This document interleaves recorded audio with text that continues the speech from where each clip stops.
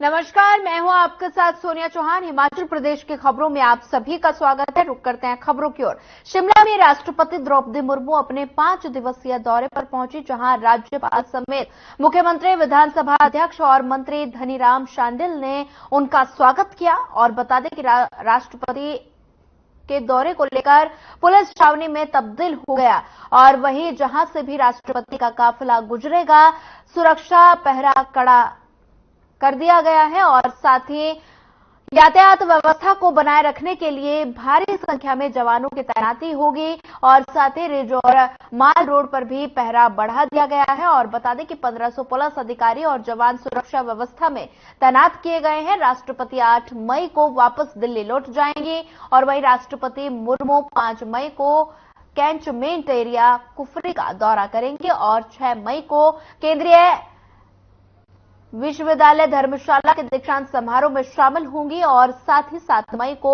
सुबह संकट मोचन और तारा देवी मंदिर में पूजा अर्चना करेंगी।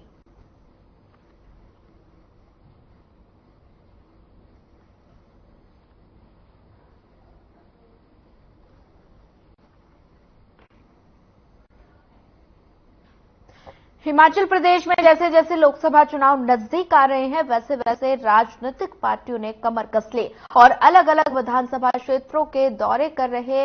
इसी दौरान हिमाचल प्रदेश के मुख्यमंत्री सुखविंदर सिंह सुक्खू आज नालागढ़ के दौरे पर पहुंचे। नालागढ़ पहुंचने पर कांग्रेस कार्यकर्ताओं ने उनका जोरदार स्वागत किया। वहीं सीएम ने जनसभा को संबोधित करते हुए कहा कि आजाद विधायक जिस तरह से बार बार अपना इस्तीफा स्वीकार कराने का दबाव बना रहे हैं, उससे साफ है कि उन्हें भारी रकम मिली है ताकि हमारी सरकार को गिराने की साजिश रच सके और साथ ही प्रदेश की जनता ऐसे लोगों को सबक सिखाने के लिए तैयार है। पहले सम्मानित करने का प्रोग्राम रात को 26 तारीख से पहले बड़े अच्छे संबंध, मधुर संबंध कि नगर पंचायत निर्णय लगाने, हमने उनके कहने से वो भी लगा दिया और जब वोट डालेंगे तो आजाद उम्मीदवार है, अच्छी बात है, उन्होंने डाल दिया, हमको उनसे ये भी कहना है। वोट डाल दिया, आप आ जाते विधानसभा में, इतने मैंने आपके काम किए, आम जनता का बजट था उसमें वोट डालते, पता लगा कि वोट डालने के बाद वो तो आजाद थे, उनको किसने क्या कहना है। वो यहाँ कोई पंचकूला में हॉलीडे इन होटल है, पता क्या कि वो कुछ किस्त रह गई है, उनको ले गया नहीं, दलित नहीं थी। फिर 28 तारीख को बजट चला हुआ था, सब लोग ये कह रहे थे कि अब सरकार गई। हमने बोला भी अब लोग कह रहे हैं तो कह रहे उस पर गौर नहीं किया। मैंने कहा सबसे पहले इस बजट को पास करवाना है, हमारी रणनीति बनी। और जयराम ठाकुर जी विधानसभा के अंदर वो इस सरकार को तो भगवान भी नहीं बचा सकता। हम सुनते रहे, बाहर खबर और चल पड़ी कि माननीय मुख्यमंत्री जी ने इस्तीफा दे दिया। मैंने कहा मैं क्यों इस्तीफा दूंगा, मेरे पास मेजॉरिटी है। पर पूरी जगह हमारे जो आम लोग थे वो बेचारे दुखी होने लगे। मैं टीवी के सामने आया, मैंने कहा मैं 40 साल से कांग्रेस पार्टी की राजनीति करता है, कभी पद की लालसा नहीं रखी, कभी लालच नहीं किया और कभी भी धन उगाने के लिए मैंने राजनीति नहीं की और मैंने राजनीति सिर्फ सेवा भाव से की है। मैं एक योद्धा हूं, मैं क्यों इस्तीफा दूंगा। मैं फ्लोर ऑफ के हाउस में अपना समर्थन, अपना बजट पास कराऊंगा। बजट रखा गया, हमने सोचा ये 3 तो आ ही जाएंगे, 6 भी आ जाएंगे। आगामी लोकसभा चुनाव के लिए बीजेपी जीत में कोई कोर कसर नहीं छोड़ना चाहती और इसी कड़ी में बीजेपी ने सोलन जिला के परवाणु और कंडागांव घाट में पन्ना प्रमुख सम्मेलन आयोजित किया। परवाणु में पूर्व मुख्यमंत्री और नेता प्रतिपक्ष जयराम ठाकुर ने पन्ना प्रमुखों को जीत का मंत्र दिया, तो वहीं काराघाट में बीजेपी प्रदेश अध्यक्ष राजीव बिंदल ने पन्ना प्रमुखों को उचित दिशा के निर्देश दिए और अपने संबोधन में जयराम ठाकुर ने कांग्रेस पार्टी को घेरा और इस सरकार को विकास कार्य करवाने में विफल बताया और कहा कि मुश्किल से कांग्रेस पार्टी ने 4 प्रत्याशी उतारे हैं। 2022 में चुनाव हुआ। 2022 के चुनाव में भारतीय जनता पार्टी की सरकार नहीं बनी, प्रदेश में कांग्रेस की सरकार बनी। झूठ पर आधारित, फेक पर आधारित, धोखे पर आधारित सरकार बनी और मेरा 64 साल में कोई काम इस सरकार ने किया है क्या? किया है क्या? अरे ठीक से बोलो, किया है क्या? तो मैं यहां से घोषणा कर रहा हूं मीडिया के साथियों, इस सरकार के लिए घोषणा कर रहा हूं, एक काम बताओ 100 रुपए इनाम पाओ।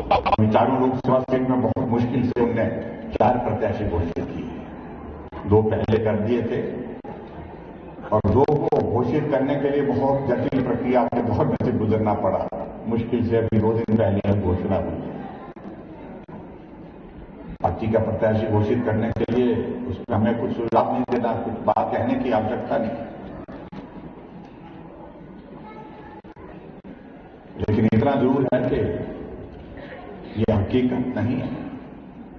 जब हमीरपुर लोकसभा क्षेत्र में पार्टी के प्रत्याशी घोषित कर रहे थे, मुख्यमंत्री कहते रहे, सुखू जी कहते रहे, मुकेश आप चुनाव लड़ेंगे। मुकेश बोल रहा कि आप चुनाव लड़ेंगे। फिर मुकेश जी बोलने लगे कि आपकी पत्नी चुनाव लड़े। सुखू जी बोलने लगे नहीं, आपकी बेटी को चुनाव लड़ाते हैं। सब पीछा छुड़ा रहे हैं। नमस्कार।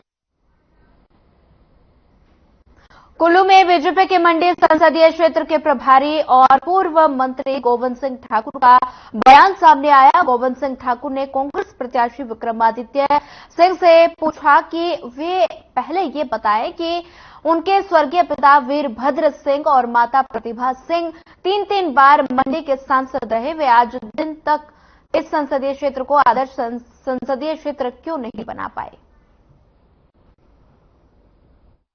विक्रमादित्य सिंह जी, देखिए, मंडी लोकसभा क्षेत्र की जनता ये जानती है कि आपका परिवार और आप जब चुनाव लड़ना है तब आपको मंडी की याद आती है, वरना आपने सदा मंडी की अनदेखी की है। और यदि यहाँ के कोई बड़े प्रोजेक्ट्स जिन पर यानी श्री जयराम ठाकुर जी ने काम किया था, उन सबको ठंडे बस्ते में डालने का अगर कोई पाप किया है तो आपने और हिमाचल के मुख्यमंत्री सुखविंदर सिंह सुक्खू ने सौतेला बर्ताव किया है। उस स्मार्ट सिटी बनाने की बात, ये योजना भी भारत के प्रधानमंत्री नरेंद्र मोदी जी लेके आए और उन्होंने ये कहा कि हम देश के 100 शहरों को स्मार्ट सिटी परियोजना के अंतर्गत लाएंगे और उनका हिमाचल के प्रति विशेष स्नेह और प्रेम में रहा कि उन्होंने हमारी राजधानी शिमला में बीजेपी अध्यक्ष डॉक्टर राजीव बिंदल ने कांग्रेस पर जमकर निशाना साधा। बता दें कि उन्होंने कांग्रेस पार्टी को सनातन विरोधी करार दिया और राजीव बिंदल ने कहा कि कांग्रेस के घोषणा पत्र में एक हाईलाइटेड बॉक्स में साफ तौर पर लिखा है कि कांग्रेस बहुसंख्यकवाद किसी भी रूप में मान्य नहीं है।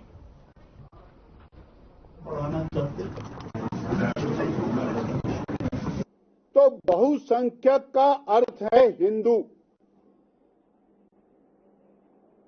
और बड़े स्पष्ट शब्दों में पेज नंबर 7 में हाइलाइटेड पैरा के अंदर बहुसंख्यकवाद नहीं चलने दिया जाएगा, अर्थात हिंदुत्व को किसी भी रूप में स्वीकार नहीं किया जाएगा। ये कांग्रेस पार्टी का चुनावी घोषणा पत्र है और इसका जो इन्वर्टेड कॉमर्स के अंदर अर्थ है वो ये कि अल्पसंख्यक तुष्टीकरण किया जाएगा और पूर्व प्रधानमंत्री सरदार मनमोहन सिंह जी के शब्दों को पूरा किया जाएगा जिसमें उन्होंने कहा था। शिमला में कुमारसैन वार्ड के जिला परिषद सदस्य उज्जवल मेहता आज प्रदेश कांग्रेस मुख्यालय राजीव भवन में अखिल भारतीय कांग्रेस कमेटी के प्रवक्ता कुलदीप सिंह राठौर की उपस्थिति में समर्थकों समेत पुनः कांग्रेस में शामिल हुए। इस अवसर पर कांग्रेस राष्ट्रीय प्रवक्ता कुलदीप राठौर ने कहा कि वर्तमान में पार्टी के पुराने साथियों को दोबारा पार्टी में जोड़ने का प्रयास जारी है। प्रधानमंत्री जी की स्टेटमेंट देखें, लगातार बौखलाहट सामने आ रही है। आज कोई मुद्दा भारतीय जनता पार्टी के पास रह नहीं गया। जैसा मैंने पहले भी कहा कि आज ये चुनाव मुद्दों पर आधारित नहीं, कोई महंगाई की बात नहीं हो रही, कोई बेरोजगारी की बात नहीं हो रही, कोई भ्रष्टाचार की बात नहीं हो रही। अभी जो 2 चरणों के चुनाव हुए उसमें भारतीय जनता पार्टी निश्चित रूप से पिछड़ी है और हमने देखा है कि जो भाजपा के नेता है वो हताश हैं। एक सांप्रदायिक ध्रुवीकरण का प्रयास देश में चल रहा है, भाई को भाई से लड़ाने की कोशिश हो रही है, पाकिस्तान के नाम पे वोट मांगे जा रहे हैं। तो ये सोच देश को कमजोर करने की है। हमने पहले भी कहा कि आज लोकतंत्र से, संविधान से छेड़छाड़ का प्रयास हो रहा है और जो भी स्वायत्त संस्थाएं, ईडी, सीबीआई, इन संस्थाओं का इस्तेमाल अपने विरोधियों की आवाज दबाने के लिए हो रहा है। अभी मैं धर्मशाला जाके भी बात करने वाला हूं। फिलहाल इस बुलेटिन में इतना ही। ज्यादा खबरों के लिए बनी रहिए हमारे साथ। नमस्कार।